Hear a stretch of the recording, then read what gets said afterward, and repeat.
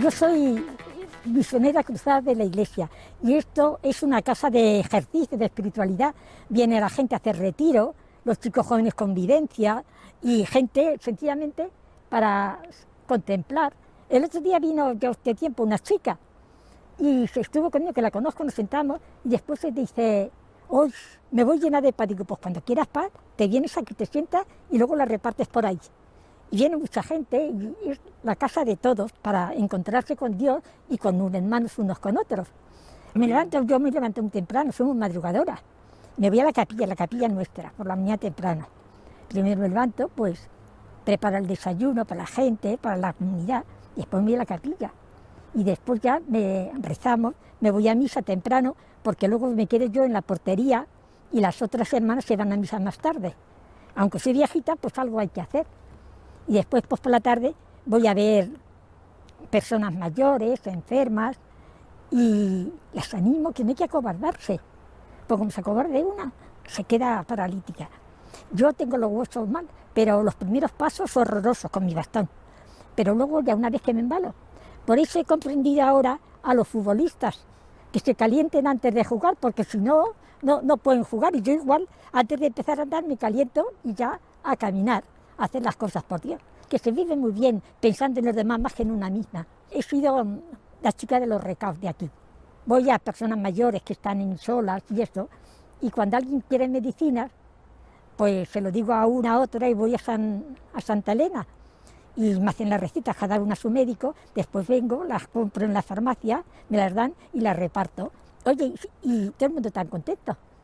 Mira, voy por la calle y me encuentro señoras, ay, hermana, qué alegría, pero es porque nos damos, nos hablamos, nos comunicamos, que necesitamos eso. Y ahora cada uno, yo con tanto aparato, fui una vez a una casa de chicos cuando de confirmación, la madre viendo una novela, el padre viendo un partido y el hijo en su cuarto viendo una película. No se comunican y se echa de menos porque necesitamos hablarnos, mirarnos, un apretón de manos, somos humanos.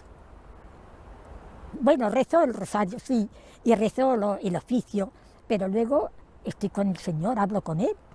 No palabras ya, sino hablo, le cuento mis cosas, o estamos, como decía el santo ese, me mira y lo mira y estamos todos tan contentos. Claro, es muy sencilla la vida y se vive feliz.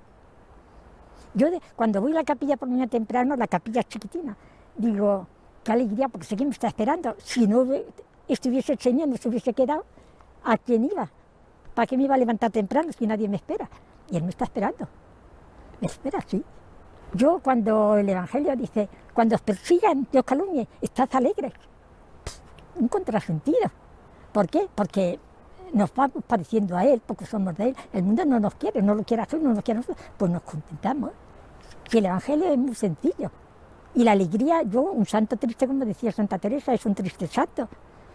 Dejamos mal al Señor y dejamos más a Dios, que es nuestro Padre, y no nos alegramos. Anunciar el Evangelio, comunicarlo, no anunciarlo, sino transparentarlo en nuestra vida y hacérselo a la gente sencilla, a la gente pobre, porque nuestra madre era hermanita de los ancianos, pero el Señor la llamó instintivamente y se fundó Misioneras Cruzadas de la Iglesia en Bolivia. Y iba a los pobres, con los pobres, vivía con los pobres, ayudaba, les daba el catecismo, los ayudaba, y eso es nuestra vocación. A la música me gusta mucho. Antes, pero ahora ya antes siempre ponía música de fondo, una música, pero ahora ya que soy viejita, me encanta el silencio. Mira, yo me siento aquí, o voy a mi cuarto, que tengo una ventana que da aquí, me siento contemplando, oye, se me pasan las horas sin sentir y no me aburro. Porque hay algo dentro, está Dios con nosotros, siempre estamos solos los cristianos. Siempre está alguien con nosotros que sabemos que nos quiere y que nos comprende, que eso hace mucho, que nos comprendan.